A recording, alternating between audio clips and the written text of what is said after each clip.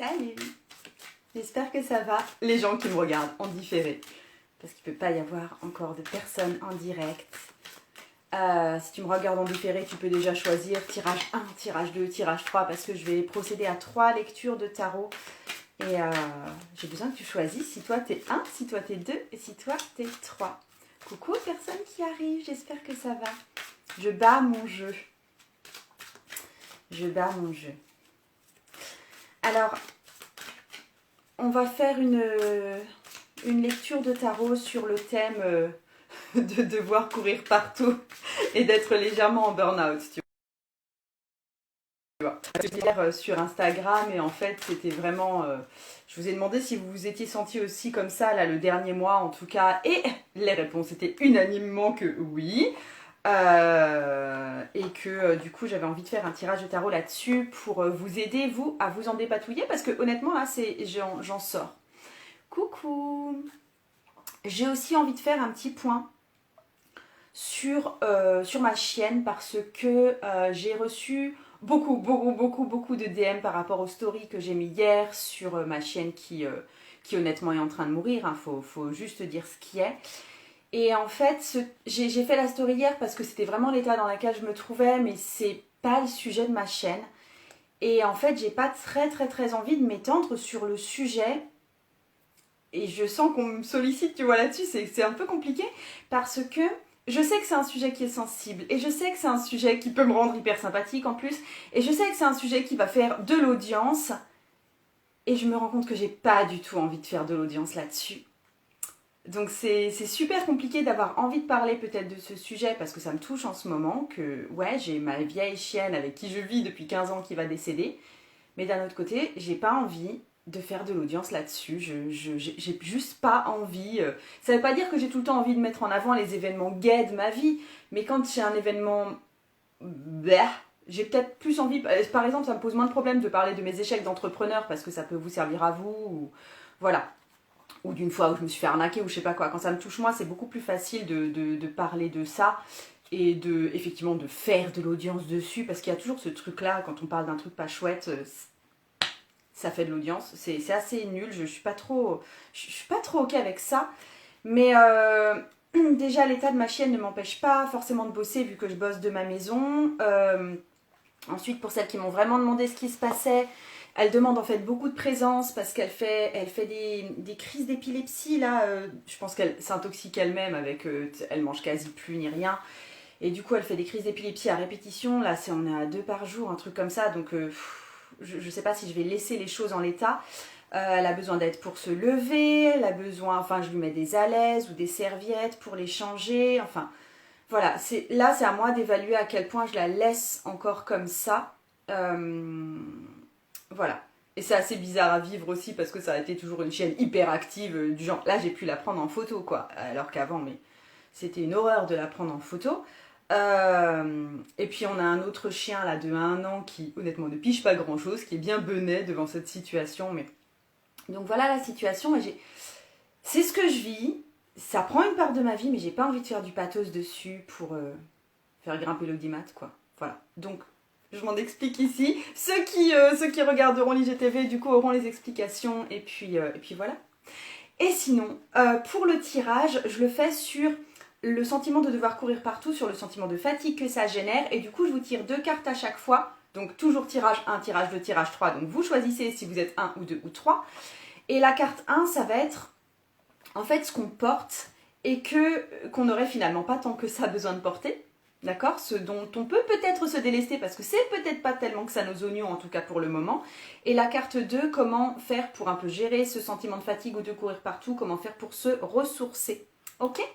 Pour le tirage de tarot, j'ai pris le Tarot of the Magical Forest, tarot de la forêt magique, qui est un tarot super choupi. Je me suis dit c'est un tarot réconfortant. Et du coup, si vous vous sentez aussi un peu dans le rush absolu, comme j'ai dit, moi je me suis sentie dans le rush absolu, mais tout le mois dernier, là je remarque que ça s'apaise un peu. Donc on y va. Et puis voilà, on y va. Donc je tire les cartes pour les numéros 1. Comment est-ce que vous allez faire, vous, avec votre sentiment de rush, de devoir courir partout? Comment ça va se gérer? Qu'est-ce que vous pouvez vraiment laisser tomber? et comment vous allez aussi pouvoir vous gérer, comment vous allez pouvoir vous ressourcer. Alors, petit 1, j'espère que tu vas bien.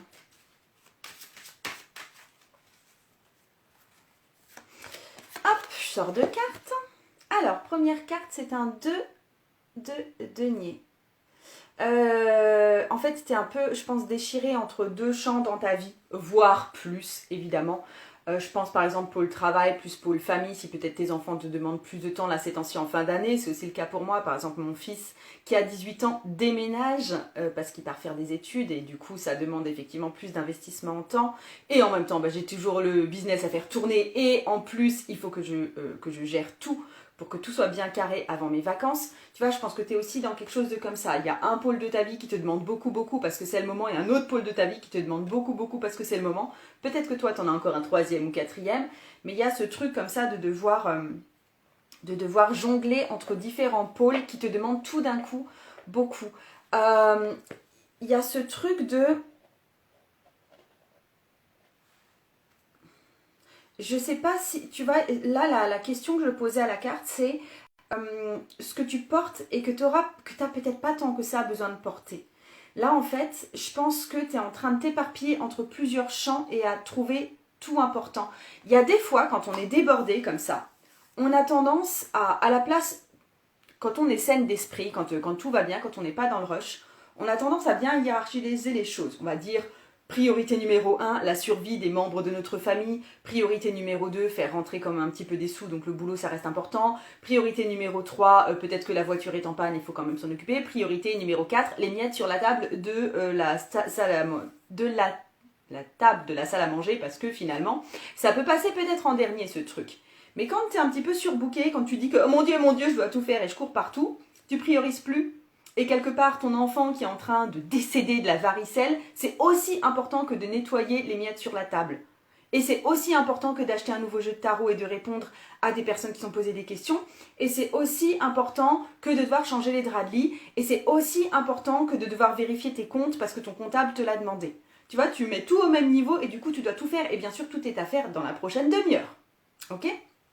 Donc, juste pose-toi. Prends 5 minutes et décide quelles sont les 2 priorités. Ok ? Et c'est tout. Et pour la prochaine demi-journée, ce sera bien suffisant.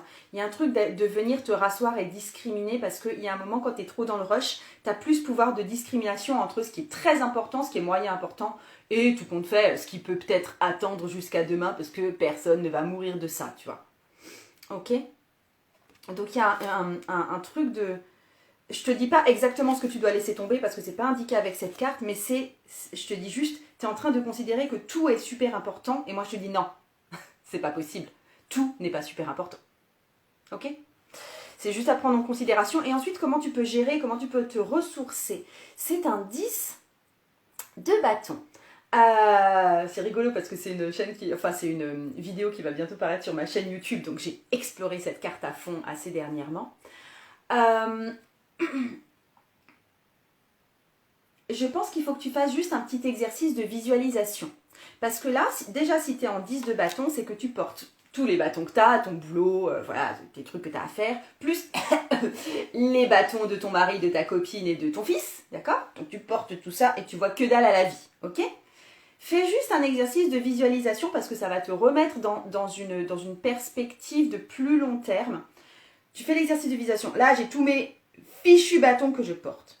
Si j'en pose, allez, on va dire, ne serait-ce que la moitié par terre. J'en pose la moitié par terre. Qu'est-ce que je vois au bout ? Vers quoi je suis en train d'avancer qui est quand même finalement assez chouette ? Tu vois, fais cet exercice de, si je laisse tomber mes bâtons, finalement, il y a quoi qui a vraiment progressé et vers quoi je suis en train de tendre ? Qu'est-ce qui peut être sympa en fin de compte ?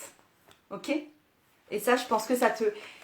Voir qu'on a quand même avancé, voir qu'on se dirige vraiment vers quelque chose, ça peut nous aider à sortir de cette perspective de je suis en train de me cramer à tous les niveaux et de se remettre dans une forme de dynamisme déjà plutôt bienveillant et plutôt porteur pour nous. Ok, petite 1. J'espère que ça t'a fait du bien d'entendre tout ça. Et je vais passer au 2. Ah, attends, non, avant de passer au 2, je te parle de la retraite, l'expérience tarot. Parce que figure-toi que ce matin, il ne me reste plus que 2 places pour l'expérience tarot qui a donc lieu du 20 au 22 août. J'espère que je ne me trompe pas dans les dates, mais bon bref, c'est en août et puis tout est en lien dans mon profil. Attends, je réponds juste. Donc, qu'est-ce qu'on fait sur la retraite, l'expérience tarot? Ce n'est pas un apprentissage du tarot, ce n'est pas un cours de tarot. Par contre, je vais t'enseigner ton énergie en venant t'appuyer sur le tarot. Je crois que ça a bugué. Donc, dans l'expérience tarot, donc c'est une retraite tarot, c'est sur 2 jours complets. Et je te montre comment transformer ton énergie en t'appuyant sur le tarot. Donc, c'est vraiment un enseignement qui fait le lien entre le tarot et les libérations énergétiques. Ce n'est pas un cours de tarot au sens strict du terme. Je ne t'apprends pas la signification des cartes, comment te faire un tirage, etc. C'est pas du tout le propos. Vous m'avez beaucoup posé la question, est-ce que c'est aussi destiné aux débutants? Tu as besoin d'une base en tarot, mais cette base en tarot, honnêtement, tu peux l'apprendre facilement d'ici fin août, parce que tu as besoin de savoir en quoi consistent les 4 suites, tu as besoin de savoir en quoi consistent les arcanes majeurs. En gros, quand je te dis arcane majeur, pour toi, ça ne doit pas sonner chinois, tu vois.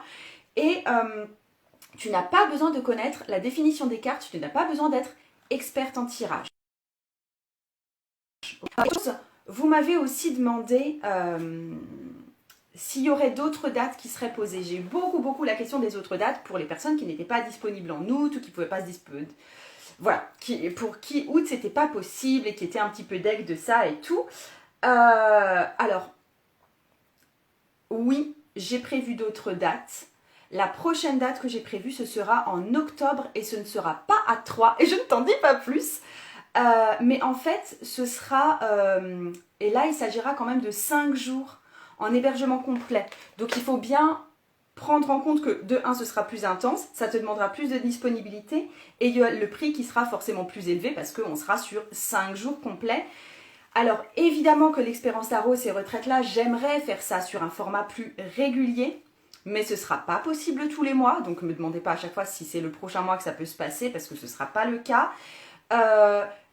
Et en fait, va pas falloir non plus que tu t'attendes à ce que ce soit à côté de chez toi. Parce que en gros, ce sera toujours à 3, sauf quand ce sera vraiment sur des choses plus longues, où là, dans ce cas-là, je vais me délocaliser. Mais dans ce cas-là, va falloir que toi, tu sois disponible sur les 5 jours et que tu sois prête aussi à mettre le prix plus élevé pour 5 jours complets.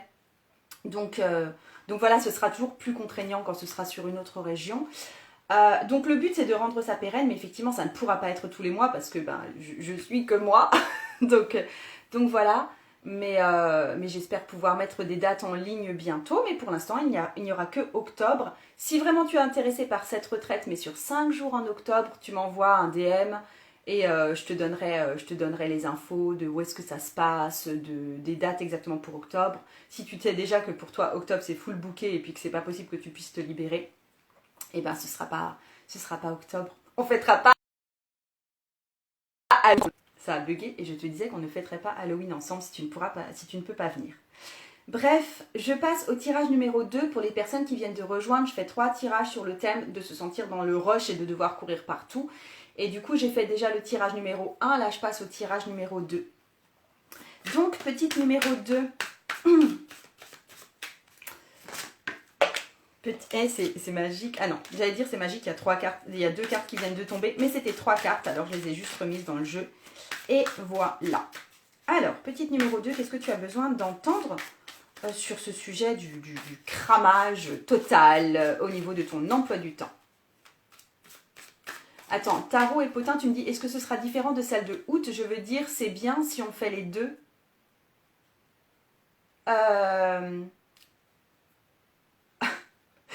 Tu m'obliges à t'en dire plus. En fait, pour la retraite de août, je t'apprends à utiliser le tarot de façon énergétique, de pratiquer des libérations énergétiques sur la base du tarot. Dans le cas où tu veux atteindre un projet et tu as des blocages par rapport à ce projet, je t'aide à libérer ça avec l'outil tarot. Et ensuite, ça c'est première partie, expérience tarot sur le week-end. Et quand on va faire les 5 jours, je vais enseigner cette partie-là bien sûr. Et je vais en plus enseigner comment je travaille en transgénérationnel et sur les autres vies. qu'il y aura vraiment du contenu en plus. Et oui, c'est possible de faire les deux, mais sachant que tu vas revoir une partie que tu as déjà vue. Après, ça peut vraiment pas faire de mal de la revoir aussi, hein. Tu verras. Donc, les numéros 2. Qu'est-ce que tu portes, toi, que tu n'aurais pas besoin de porter, qui fait que tu es méga dans le rush? Et comment est-ce que tu peux gérer, comment est-ce que tu peux te ressourcer? Alors, donc, pourquoi tu te sens tellement dans le rush? Et qu'est-ce que tu pourrais laisser un petit peu tomber par terre? C'est un 5, n'importe quoi. C'est un pape. Alors, qu'est-ce que ça veut dire pour toi, le pape? Qu'est-ce que ça veut dire pour toi, le pape? Qu'est-ce que tu n'aurais pas besoin de porter?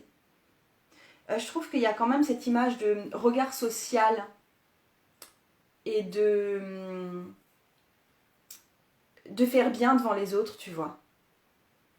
Et en fait, l'image que j'ai, alors c'est sans doute pas ton cas parce que je sais pas s'il y a beaucoup de fêtes de l'école, Covid, plus avant les plans Vigipirate et tout, mais imaginons, t'es une maman, tu travailles déjà à fond la caisse, faut que tu boucles tout avant la fin d'année là parce que oh là là, il y a les vacances qui arrivent, donc t'es déjà un petit peu en rush au niveau de ton boulot, et en même temps, il y a la fête de l'école qui se prépare pour tes petits rejetons là, et tu te dis ah non mais les autres mamans elles vont trop me juger si je participe pas à fond la caisse à la fête de l'école aussi. Et du coup tu t'investis dans ce champ là, alors que franchement il n'y a pas mort d'homme si tu te contentes de tenir pendant 2 heures le stand à beignets et que tu fais rien d'autre, tu vois.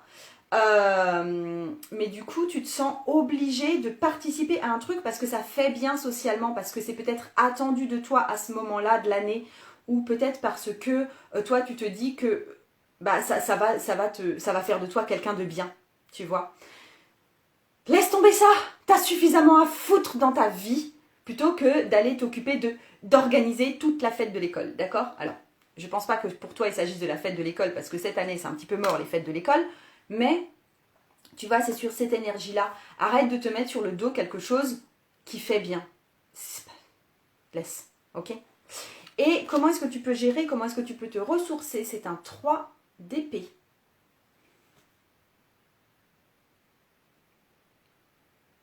Je pense que tu es en train d'obéir à des personnes qui sont toxiques pour toi en ce moment. Sans doute parce qu'elles ne se rendent pas compte de la situation dans laquelle tu es. Hein. Mais moi, il y a un truc du style, tu vois là, les gens qui te plombent un peu et qui te vampirisent un peu, et qu'est-ce que t'attends pour les envoyer vraiment balader? Enfin, là, il est temps, tu vois. Il y a un truc au niveau du lien toxique. Et c'est peut-être la meilleure chose à faire pour assainir ton énergie que de dire merde à certaines personnes. Juste là. Tu leur dis merde pour 2 semaines. Après, ce sera de nouveau bon. Hein. Mais là, juste non. Ok. Ok. Et je vais passer au 3. Ça fait quand même pas mal de temps que je vous blabla, dis donc. Donc pour resituer, pour celles qui n'ont pas vu la vidéo depuis le début, déjà en introduction j'ai fait un point sur ma chienne qui va mal ces temps-ci parce que juste elle a 15 ans, hein, raison du mal-être, 15 ans. J'ai fait aussi le point sur l'expérience tarot, donc la retraite, il ne me reste plus que 2 places, donc tu pourras voir exactement de quoi il s'agit et des autres dates que je vais mettre en place, j'en ai parlé un peu plus tôt dans la vidéo. Et le tirage dont il est question, je te proposais de choisir entre tirage 1, tirage 2, tirage 3 et on parle de ton sentiment de rush, de devoir courir partout. Qu'est-ce que tu dois laisser tomber et comment est-ce que tu peux gérer ça un peu mieux? Donc petite 3, je te fais ton petit topo et j'espère que tu vas bien. Et que même si ta vie n'est pas forcément douce, que tu y mets plein de piments et de jolies choses en ce moment.